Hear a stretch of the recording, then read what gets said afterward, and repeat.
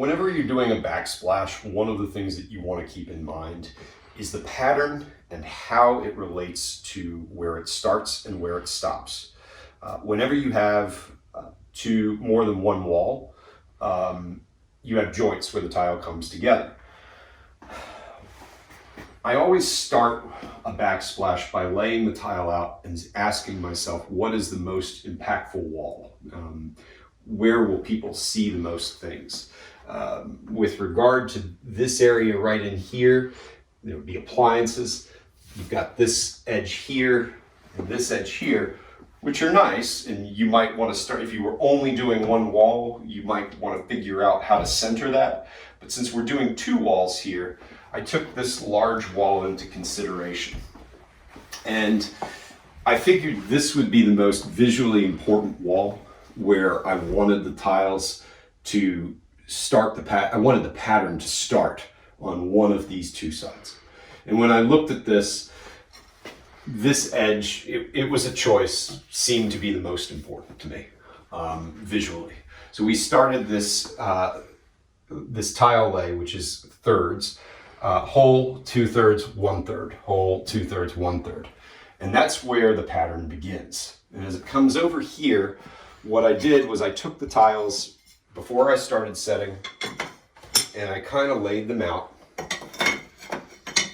to see all the way across to see where this would end up.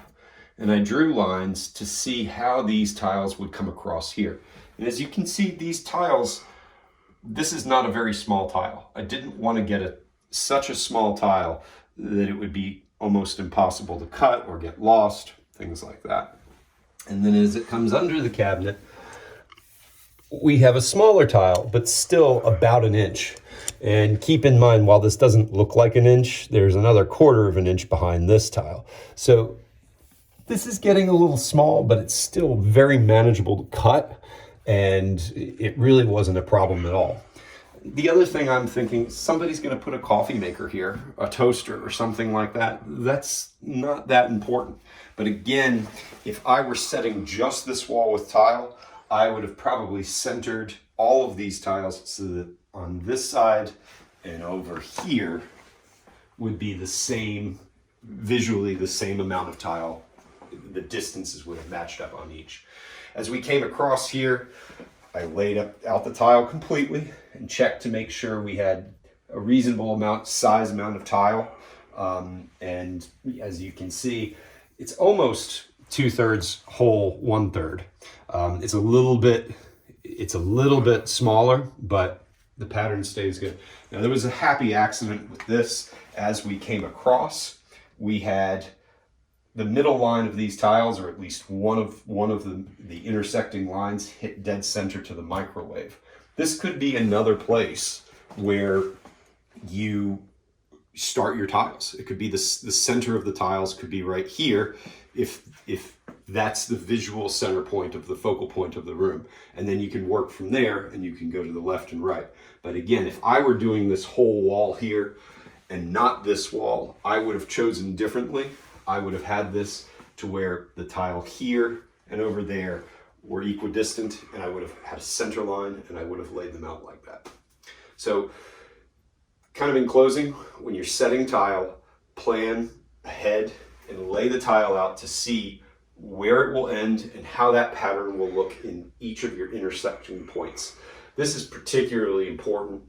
Well, it's important in every installation, but the place where I pay most attention to this is in tub surrounds.